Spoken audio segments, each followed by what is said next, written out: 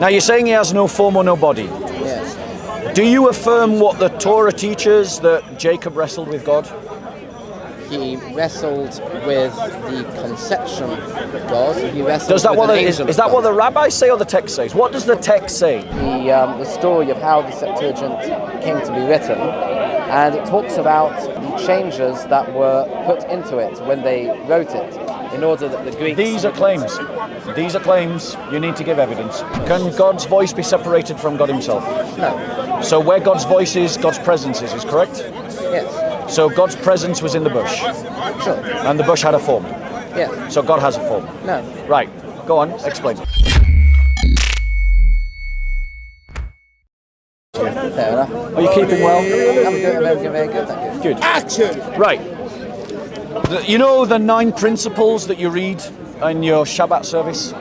13 principles. 13 principles. Yes. Can you just recite them for us? Yes. Go on. In English, please. Okay.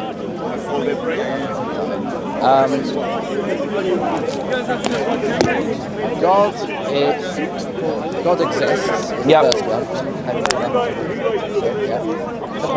I don't want to paraphrase. I want the actual word for word text. Right. You'll see why it's important when The I thing use. is, there's 2 versions of the principles, and the more mainstream one is not the one that I say. So I don't know that one off my heart. The Ani Mamins is Right. the one, which is the one that a lot of people know. I don't say Okay. that. I say So- I say a poetic form called Yigdal, Right. and it's much more difficult to translate. It's a poem. Right.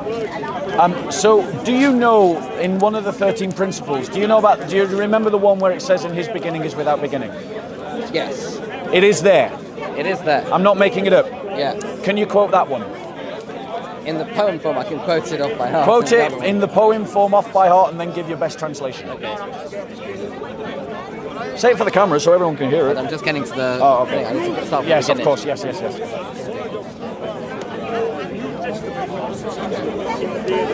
Learn b'chol davar asher nivro, Rishon v'ein reishis l'reishiso. So Rishon v'ein reishis l'reishiso means the first, and there's no beginning to his beginning. There's no first to his first. Right. So there's no beginning to His beginning. Yes. How can the beginning have a beginning? How can a beginning have a beginning? Yeah. It states that there is no beginning to His beginning. Yes. How? How does that even make sense? That's a nonsensical statement. If it just said He had no beginning, Yes. that would make sense. But there is no beginning to His beginning. How can He have a beginning? It's kind of like a negative theology almost. That when we say he has a, it's kind of getting at the point, which is something that is very difficult to grasp, that when we talk about beginning, we're talking about something which comes first.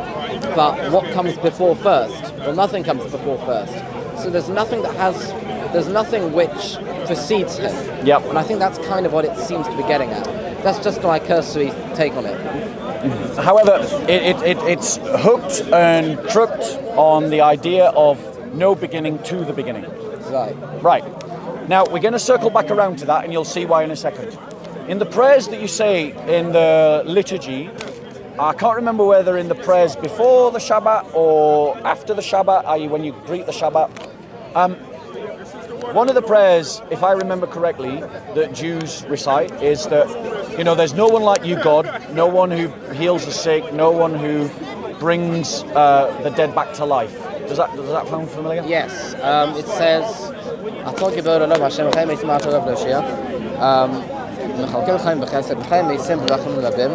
so that means he revives the dead with great mercy. He supports the fallen. Yep. And he heals the sick. Yep.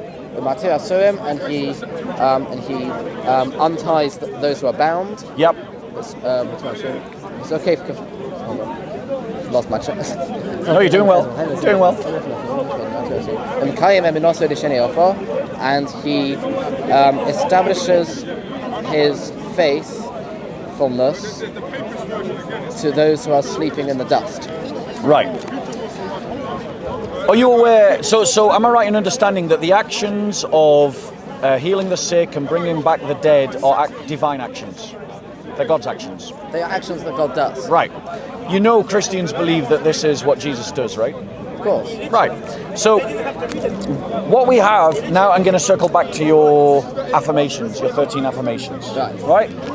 Is your 13 affirmations have this illusion that struck me as quite Trinitarian. Really? Yeah, that his beginning has no beginning. Because as Christians in Trinitarian formula, we say that the Son is begotten of the Father outside of all time. So we say that the Father is the cause of the Son, but not in time, out of time. And your 13 affirmations say about God that God's beginning has no beginning. I hear what you're saying. It doesn't quite work out because the previous part says Echad v'ein yochid ki yichudo. There's one and there's no singularity to his singularity. Except that we Christians believe God is one. Yes, but not the second part of it. Which is? There is singularity to... He's not totally singular, basically. No, that we believe that the essence... There's a plurality. No, hold on one second. I can affirm that as a Christian. Right. As a Christian, I can say that the essence of God... How did you phrase it in Jewish? In the Jewish principle? His singularity... He's one, and there's no singularity to his singularity. There's no singularity... Well, hold on, that's an affirmation that works in my favour. If you're saying that there is no the one... I want to hear it again. I just want to make sure I heard it properly. Say it again, please. Echad, he is one. Ein yochid, there's no one or there's no singularity. To his singularity. Ein yochid, echad v'ein yochid ki yichudo, like his singularity. So, I can affirm that as a Christian. That the essence of God is totally and utterly, completely unique. So, I see what you're saying, because it's a hypostasis and there's nothing else which is a hypostasis. No. There's an anousia and there's nothing like the ousia. What's an ousia? The essence. Because Christians affirm that the essence of God is one, and that it is indivisible, undivided, that it isn't a shared property in the sense it comes in parts. We believe that the Father, Son, and Holy Spirit possess it completely, so it is a singularity. So, but my point I wouldn't. My point is, in your other principle, it says that his beginning is without beginning. Yeah. Right. But God, we Christians can affirm that statement. We can say that the Son is caused by the Father outside of time. So quite literally, we affirm that his beginning is without beginning. All right. Good for you. But there's nothing in Jewish theology to affirm that statement. There is. How old is that statement? The poem is maybe 800 years old. But would you say that the theology goes back to Moses? Yeah. Right. So I'm offering to you evidence that Moses believed in the Trinity, using theology that you said goes back to Moses. From a statement that Jews make every Shabbat. It's either the I say every day. Okay, you say every day, fine. My apologies, maybe every Jew says it every day. Some do. Okay, so you say every day a theological statement that agrees more with Christianity's vision of God than it does with a Jewish vision, than your vision of God. No, I wouldn't say that. So how does God beginning have a beginning? No, his beginning does not have a beginning. How does he have a beginning? That's the point. The point of the poem. His beginning is saying, doesn't have a beginning. Yes. So it affirms that he has a beginning, and then it says No. it doesn't have a beginning. The point of that is it's poetic, right? It's saying that you think of God being the first. Yeah. But there is no beginning to that being a first. Right. First of what? That's the problem. That's the problem. That's the exact problem Right. with human conception of God. So let's state the entire statement again and see whose theology, mine or yours, fits more neatly into your statement. Because I believe in the Trinity, in which the Son is eternally begotten of the Father outside of all time. So he is caused by the Father, his existence is caused by the Father, but it doesn't have a beginning because It's outside of time. It is an eternal begottenness. It is an eternal generation of the Son. So what's the statement again? Ein Rashis L'Rashi So. There's no beginning or firstness, or there's a few ways. Yep. Right? There's no beginning. L'Rashi So to his beginningness or firstness of beginning. So there is no beginning to his beginning. Now, my theology about the Son lines up with that statement completely. Fair enough. Your theology about the God of the Old Testament means that you have to interpret your own statement metaphorically. Well, because it's a poem. That's fine. That's fine. It is a poem. And I'm saying it's a poem that fits neatly with Christology, with our Christology. That line maybe. There's another line that might not. Ein lo d'mechaguf ve'eino guf. Which is? He has no image nor form. He has no body.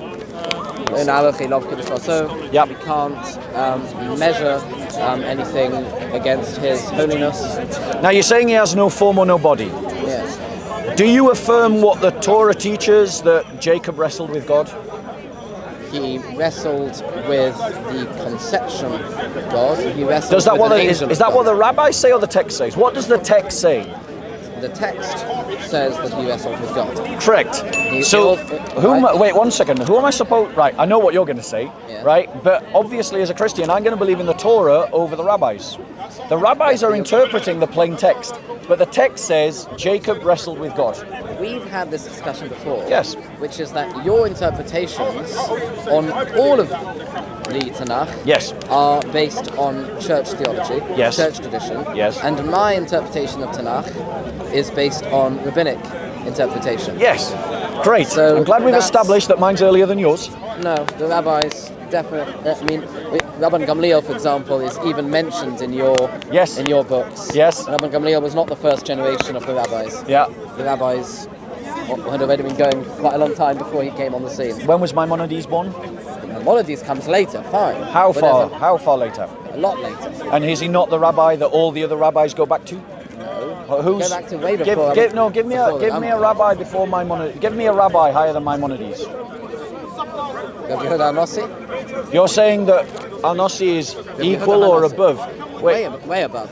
that's interesting. The codifier of the Mishnah. Right. So, but not all. Not I know Jews who go just to Maimonides. Like the Maimonides is their guy. Okay. Maimonides himself has different. And what's his name? Ram something. Rambam. Rambam. Right. Rambam, which is an acronym. Yeah. It stands for Rav Moshe ben Maimon. Yeah. He himself says in his introduction to the commentary on the Mishnah Yeah. that we're bound by all of the decisions of the rabbis in the Mishnah and the Talmud. Yeah. Right. So he is showing his deference to all those who came before him. And what's the date of the Talmud? The Talmud, well, there's two Talmuds. The Babylonian Talmud is codified in, I don't know, maybe 5th century? 5th century. AD or BC? After. AD. Yeah. In the year of our Lord. Anno Domini. After. Right. And Okay. the Jerusalem Talmud is about 200 years before that. Yep. The Mishnah is codified about 300-400 years earlier than that, and by Yodanossi. Yep. Yodanossi is the end of the period of the Tanoim, which started in about the 2nd century before the Common Era. Yep. That immediately is preceded by the Zugas, which is Yep. an era that goes from the time of about just after Alexander the Great all the Yep. way until about the 2nd or 3rd century BCE. Yep. Now, I want to circle back around to the prayer, the affirmations that you make in the prayers about the attributes of God. Right? No, and actually, sorry, let's stick on the form thing, actually, because that was your counterpoint, wasn't it, the form?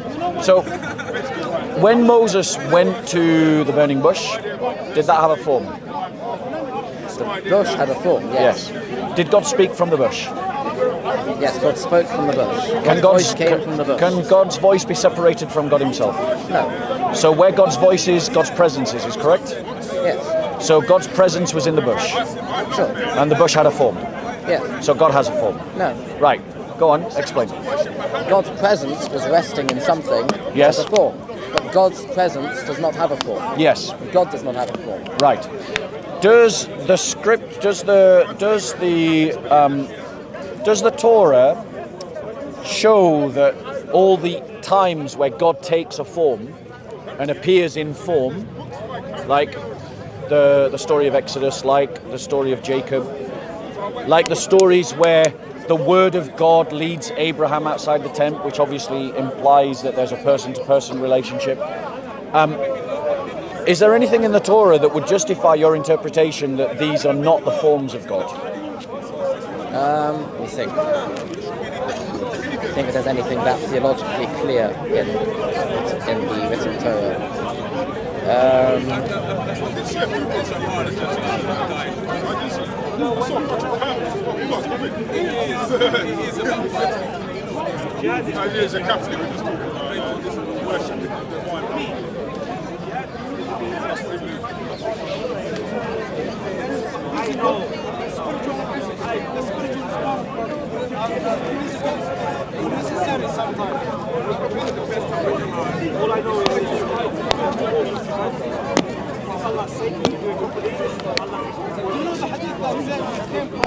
Do I need my Bible? Sorry? Found one. Have you found one? I'm thinking. Oh, okay. But I think I might have found it. Okay. It takes a while to scan through it. Yeah, don't worry. I know you anti-missionaries, you know, you work on your arguments, so...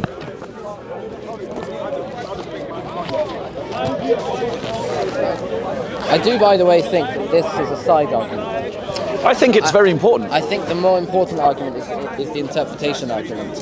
So it's the tradition argument. I think that's much more important. And on another time we can do that. But for now, what I am identifying, I guess what I'm trying to evidence to you, right, is another example of how Christian theology is Jewish, that it fits within Judaism, that it is Mosaic, and that even within your own literature, if the Gospels were true, you have to affirm that Jesus Christ was God.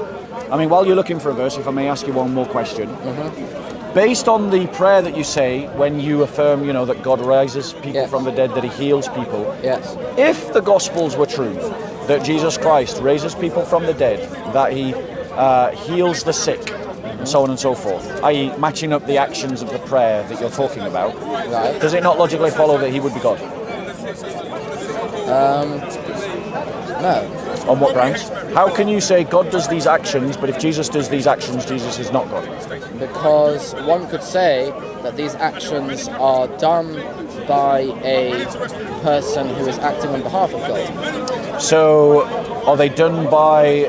But the Gospel says Jesus I- Christ raises from the dead, not that God through Jesus Christ raises Right, from of course, the we're dead. acting from the assumption that the Gospels are true. Yes, obviously. Obviously, if the Gospels were true, then Christianity would be true. But no, what I'm asking, if I am Messiah. would Are you there? does it? I am Messiah. No, don't. You are waiting for Messiah. You're feeding his I'm energy. here. You're feeding this his is energy. the sign of Messiah. You're feeding his energy. Messiah will have a I like line on his his energy. forehead. He's I am Messiah. Just if you just leave him. I like his energy. I think it's hilarious. So my point to you is that if Jesus Christ is, I would argue to you that Jesus Christ is doing the things that only God can do. In other words, what I'm trying to say to you is that what Christians believe actually fits what you believe. That's the argument I'm making. No. Yes, you affirm in your text. Or let me put it this way, we have a better interpretation of your beliefs than you do. Because the Torah states that God has a form, and I'm still waiting for you to show me something that disproves that. The problem is I have a verse in my head. I can't remember where it is. Why don't you? Oh yeah, you can't Google it, can you? Yeah. You need a smartphone, man. Do you know the words of the verse? Let me see if I can I know help the you. words in Hebrew. Can you give me a rough translation? And maybe I can type it in the Hebrew. Can, in the sense of marriage, this is not even in the context of marriage. if you get the Hebrew keyboard up on settings, then, Tell me what the verse is in English. it's difficult to translate. I need Give your to, best. Say in Hebrew, give me a best. I have no likeness. Anochi lo nidmesia. In the Hebrew, Anochi lo nidmesia. I can't think of how that. Like 800 years, there was a cultural trend that Mary was the mediator. I shall not make unto thee any graven No, image. that's not it. That's not it. There was Aniconism in Judaism. I don't know what that is. Neither do I. Sounds like anarchy. Exodus 24, No, that's you not shall it. not know me. No. Second commandment, you shall have no other gods before me. That's the expert. Graven images. Parshut Torah comment, how can one behold the likeness of God? Ooh, that sounds promising. It might. And it's got Judeo, you know. Yeah, How can one behold the likeness of I use God? this website all the time. Could Yeah. someone explain to me the meaning of the words, he beholds the likeness of Hashem from Bamidbar? That means numbers. That's the book of Numbers. Right, well, let's pull that up. Bamidbar 12.8. Shall we pull it Bamidbar 12.8? Because that kind of supporting my argument that God does have an image. I haven't seen the answer yet. Yeah, hold on. I just want to It's see a what the question and verse says. answer website. Yes, I know. Numbers 12, what was it? 12.18? I can't remember. Your memory is as crap as mine, mate. Yeah. Bear with us. It's always interesting how I can have a calm conversation with everybody except the Muslims in this park. 12.8. To be fair, I've managed to have a calm conversation with the vast majority of people, even the Muslims in this park. Yeah, they just get aggravated with me because I'm proving Islam wrong, whereas you're just proving Judaism isn't false. So, 12.8. To be fair, I'm pretty defensive in this park. With him I speak mouth to mouth, even openly, and not in dark sayings, and he beholds the form of Yahweh. So that affirms that Yahweh has a form. Right. Beholds the form of What Yahweh. verse is that? That's 12.8. With him I speak mouth to mouth, even openly and not in dark, and he beholds the form of Yahweh. Why then were you not afraid to speak against my servant, against Moses? Very interesting. So let's have a look. So, What do they say? we're relying on the website now? Yeah, let's have a look. I want to see what they say. All right, Now my interest is perked. okay. And we've also got what's Davarim. That's Deuteronomy. Do you want to go, let's go 4:15. 4:15 as well, and then we'll look at what the answer is. Deuteronomy 4:15. 4:15. For your own sake, therefore, be most careful, since you saw no shape when the Lord your God spoke to you at Horeb out of the fire. So watch yourselves carefully, since you did not see any form on the day the Lord spoke to you at Horeb from the midst of the fire. So that doesn't say that God doesn't have a form. It says that Moses didn't see that form. It's talking to the the Israelites. generally. Oh, sorry, the It's in the Israelites. plural in this one. My You don't apologies. have you in the plural in English anymore. My apologies. Yes, you're quite right. Thou was a much better time. It thee was. and thou. It was. All that stuff. It was. So that was actually speaking to Israel then, not to Yeah. Moses. So Moses beheld the form, but the people of Israel didn't behold the form. Right. Those two statements together affirm that Yahweh has a form. Now let's look at what Let's have a look what they say. Do you agree that so far that's what seems logical, Fair enough. and that would support my argument, right? Fair, it would support your argument on the face of it. Yeah. Okay, where's the answer then? Goes down. Continue.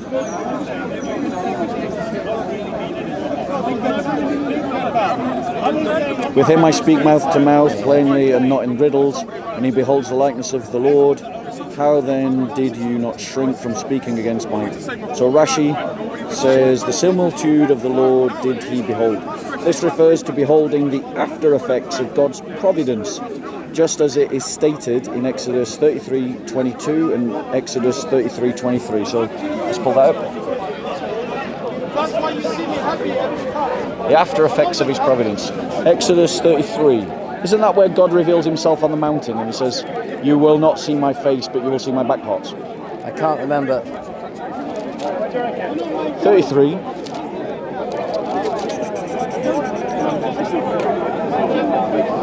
Nope, it isn't. Bear with me. Which verse is it? I'm going to pull that up. Wow, we got to do better, bro. Yeah. Somewhere in the 20s. So 33:22 and 33:23. And as my presence passes by, I will put you in a cleft of the rock and shield you with my hand until I have passed by. Then I will take my hand away and you will see my back, but my face must not be seen. Right. Well done. Yeah, That's so very impressive. So that demonstrates again that Moses saw God directly. He didn't see his full glory, he saw his back parts. Right. But he did see God directly. Right. And he saw the form of God. Right. Because God describes it as back parts. So what I'm trying to say to you is that your rabbis are wrong. The Bible is affirming that God has a form. and you should trust. There are different ways of reading these types of things. Of course. And just off the top of my head, you could talk about seeing being perception, right? You could talk about that the Torah speaks in the language of men, and that what does it mean a face and a back? A face means something which is more intimate in terms of perception. The back is less intimate in terms of perception. And so, if you see what I mean, you can use see in a more metaphorical sense. You can push it that way if you want to. And that's not without grounds. I'll give you that. In an argument, that's not without grounds. However, I think the full weight of evidence, you're forced to accept that God has a form. Because again and again and again, there are verses in Scripture that affirm this. Like all the ones we've looked at so far. Right. The fact that Abraham, the word of God, led Abraham out of the tent. That doesn't mean there's a form at all. The other verses, you've got something there. Yeah. That one you don't. Well, we'll stick with the ones that you think I've got something with then. Right. So we've got Jacob wrestling with God. We've got Moses seeing the form of God, even though the people don't see the form of God.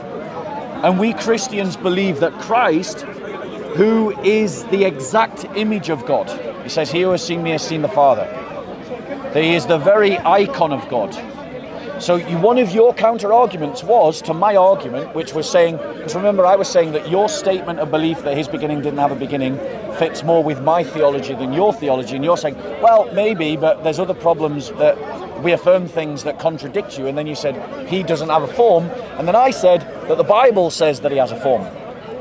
So it's advantage point to me, because I'm demonstrating to you that your Torah says that God has a form. Again, that's not how the rabbis interpret it. I am asking you to think about what the Torah is saying.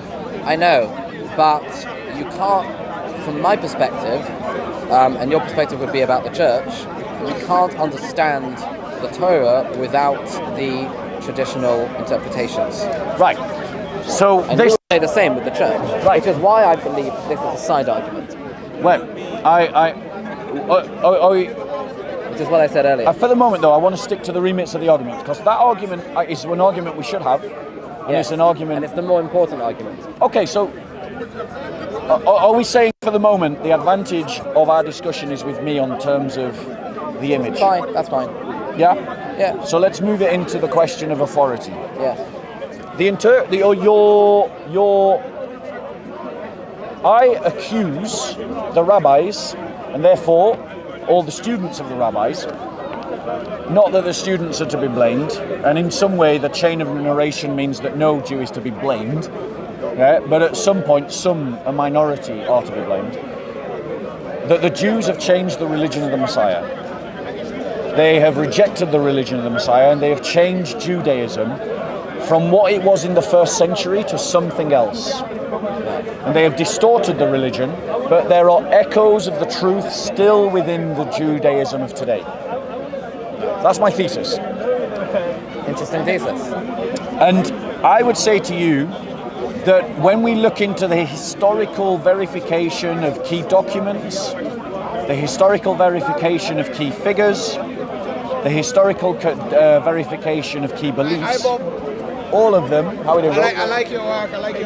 Thank you Very so good. much, I watch brother. you all the time. Here's So my card, bro. Yeah, so I just came in and did a few debates and everything, so Thanks, I'm learning Mr. from God. you. God bless. Do you There's my mind if I card. take a picture with you? Yes, of course. He says he minds. Bob is a legend. God bless you. Legend. Peace be with you. Christ is risen. Yes. Right, some dough. Yeah. Let's not be insulting. Is it insulting? Right. So it was the flippant tone that was there. It was the flippancy. No, it's my Jewish humour. Right. So yeah. So that's my thesis, and I say that when we look at key documents, key people upon which your Judaism is influenced, all of them are after the church. A lot of them are after the church. Would you say the majority are before or after the church? Well, that's historically, obviously, the further away we get from the starting of the church, the more rabbis are going to be on this side than on that side. Yep. More time has passed I'm talking about the big names, the Talmud, the Mishnah, the Maimonides. I'm just talking about big names. And there are Now, plenty is of- Rambam short for? Is Rambam short for another rabbi, or is it short for Maimonides, No, Maimonides means son of Maimon. which is like in Greek. Or from Latin. Moses to Moses kind of thing? Oh no. There were people who said that from Moshe to Moshe, there was none like Moshe. There were people who said that about Yeah. the greatness of the Rambam. Yeah. Rambam is just, and it's an acronym for his name. Yeah. Rabbi Moshe ben Maimon. Right, Rambam. Okay, got you. So That's why they call him Maimonides. right, son of okay. Maimon. But my point to you is, yeah. So how do you reply to my I would argument? say that it's true that the majority of rabbis have existed since the time that the church started. Right. But I would say that that's irrelevant because of the fact that because of the fact that the huge amount of time that has passed since then. Yeah. We've got 2,000 years now since the church Yep. started, and there was only 1,300 odd years between the revelation at Sinai and the church starting. Yep. So, just in terms of numbers, you're going to have more on this side of it than on the previous end of it. Yes. But But it's not. It's that's not. A. But Maimonides, when was he born? Okay, he was born in the 11th century. Your Masoretic text. What's the earliest it can be dated to? So in terms of written, Yeah, written document. oh, I don't know. It can't be. I think it's about 10th century. The Talmud. It's a shame that because there was an older one that got destroyed 100 years ago in Aleppo. Probably. There was a fire Probably. set by the locals. What a surprise. Was Yeah. that in an anti-Jewish pogrom? Or an Yes, anti-Christian it was. pogrom? It was an anti-Jewish pogrom in Aleppo. By Muslims. Yeah. Yeah, what a surprise. It was a very diverse crowd. Oh yes, they was very tolerant. 100% They were very diverse. tolerant. So, the Talmud, when we date that, the bigger part of it is Right. 5th century. Yeah. Some of it is... It's 200 years earlier. Right, but those bits that are 200 years earlier, even those documents, what's the earliest documentary evidence to those Oh, I bits? have no idea. I've never looked into that. What's Right. the earliest written Yeah. form of it? So, I guess what I'm trying to make a case to you is that there's no denying that the Christian movement was a Jewish movement. Obviously, there's no Right. denying. And there's no that, denying that we have access to what those first century Christians believed. okay, that's fine. Right. It's fair. And therefore, I use that, I marshal that to demonstrate to you that what you believe emerges out of a reaction against Christianity, or a partial reaction against That is a Christianity. way of looking at it. But I would argue that the people who we believe were carrying forth the tradition were unlike your people, with a possible exception, although I don't believe it, of Paul, were in fact simply carrying on the chain from their teachers who preceded the church. And so, and when it goes like that, it will continue back to the prophets. Jesus does not seem to have been a student of any of the torchbearers of the tradition. Yeah, and I would simply reply to that: as a Messiah, he doesn't need to be. As a Messiah, he is the embodiment of everything that the tradition points to. And as evidence to the fact that he is the embodiment of everything that the tradition points to, your prayers that you say as part of the Shabbat liturgy describe God as doing certain things, and Jesus Christ does those things. Well, that's your contention that he does those things. And they're first century Jewish documents that back me up. Okay. To be fair, they are in Greek though. Loads of Jews. It's all Greek No, hold to on me. one second. Hold on one second. You know that's a fallacious argument. It's not really. No, Jews wrote lots in Greek at that time. Yes, but not the scholars. No, The that's also not true. It was Jews that translated the Septuagint. That was by force. They were forced to translate the Torah into Greek. I don't think they were necessarily forced. No, they were. Were they? Yeah, that's the story. 72? 72 elders were taken prisoner by Ptolemy. Yeah. And he said to them, I want you to translate the Torah into Greek. And he put each one into a different cell. Yep. Right? And they all came out with an identical with the identical Septuagint. So if you're going to accept that, then that demonstrates that the Septuagint is a reliable transmission of the Hebrew. Of course, the original Septuagint is a reliable transmission of the Hebrew. Great. And it had authoritative understanding within the church because they were using the Septuagint. It's possible that they were. I don't know if that's true, because when we look at, especially if we look at certain verses, actually that's not a good argument at all, because the Septuagint was only the 5 books. The verses I was about to pick out are outside of the 5 books. Yes. What I can say is the Septuagint that we have today is certainly not the original. How do you know? Because we have, because in Tractate Megillah, it gives the story of how the Septuagint came to be written, and it talks about the changes that were put into it when they wrote it, in order that the Greeks... These are claims. These are claims. You need to give evidence. All you're doing is making one claim on top of another claim. Yes. That doesn't count as evidence. Your first claim was that the Septuagint today is not the same as the Septuagint of the first translation. Yes. But the point is, just repeating someone who repeats your claim isn't an evidence to the original claim. No, that's. I literally just had this argument with a Muslim who literally just quoted a website that repeated his claim. No, I'm not saying the Talmud says, "Oh, this Septuagint has been changed." That's not what I'm saying. I'm saying when the original 72 elders, right? So this is the story that we have that brings us the earliest source that we have that talks about the 72 elders is this Brisa, which is a Tanaic saying that was passed down and was then written down in the Talmud. And this is the story how we know about the 72. That's why it's called the Septuagint in the first place. It's the story that's there. So in this story, it gives a list of things that the scholars who wrote their translation changed when they translated it, because they didn't want the Greeks to get a wrong understanding of the text. So one of the actually there is a good example of this.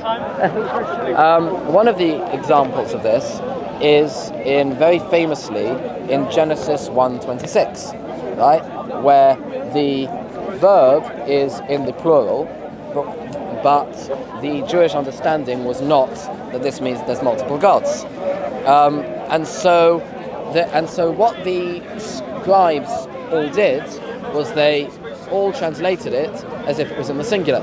Hello. But that would be an accurate translation. Yes. So they all translate it into the Greek as saying "I will make" instead of "we will make" or "let us make." Right. The Septuagint that exists today has it written in the plural. Now let me ask you this question: singular. The story that you're quoting, that tells you that. When is that dated to? I don't know. That'd be something to find out. Because I have a suspicion that story comes much later than when the actual work was done. And I think this is what I mean, that the rabbis or certain rabbis have molded the Judaism that you follow to try and turn you away from the evidence that actually points towards Christ. And why would people who are God-fearing and are hoping and praying for the Messiah want, if they come across somebody who claims who in fact is the Messiah, why would they say, "Oh, don't follow him"? If they actually believe he's the Messiah, why would they don't do that? No. It's not because they believe that he's the Messiah that they're trying to distort people away from the Messiah. It's because they don't believe that he's the Messiah that he's trying. No, hold on one second. But they are distorting the evidence because the evidence was and still has echoes that is in our favor. Like the two examples that I've given you. You have echoes of the truth that Judaism pointed towards Jesus in your own religion. Those things that you spoke about form and about beginning, these are theological issues. They're not They're not issues about who are we looking for in a Messiah. Yeah, and in terms of, but they do actually. No, because hold on one second. When you believe that the Messiah comes, Yes. right, he's going to be essentially God's representative on earth, right? Yes. He's going to be the king of the Jewish people. Right. He's going to preside over the ingathering of the exiles, the Yep. new world peace, and all these things. Right. And you've heard it a million times, I'm sure. Yes. Right? Right. So he's literally working from God's authority, isn't he? Yeah, yeah. So he's sharing God's authority, isn't he? No. Are you sure? 100%. If someone He's not speaks, sharing. yes, he's sharing. No. Yes, he is. Your own scriptures, does it not, says that God said to Moses, "I will make you God to Pharaoh." Moses is an exception because Moses. That's special pleading. No, it's not because in Deuteronomy it says that there's no prophet like Moses. Is the Messiah going to be like a prophet like Moses?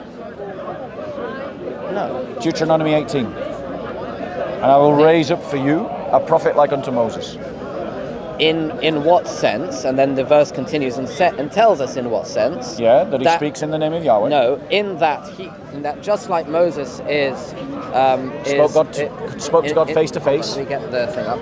Just like Moses is no, the face to face thing is later. It's in is the other part in Deuteronomy, where it says that there's not going to be, right. So okay, let me get the two verses up and I'll explain to you the point I'm making. Hold on. Okay, I've got one up. Let's get the other one up as well. Okay. In Deuteronomy 18, Yeah. it says, Yeah. the Lord your God will raise up for your prophet from among your own people, like Yep. myself, him you shall heed. So not Muhammad then. Exactly. Right? So just like Moses is a prophet from among your own people, Yeah. so too, future prophet Which prophet is that? among your own people. Which prophet is that for you? Well, we say this is prophets generally, just like the previous chapter is kings generally.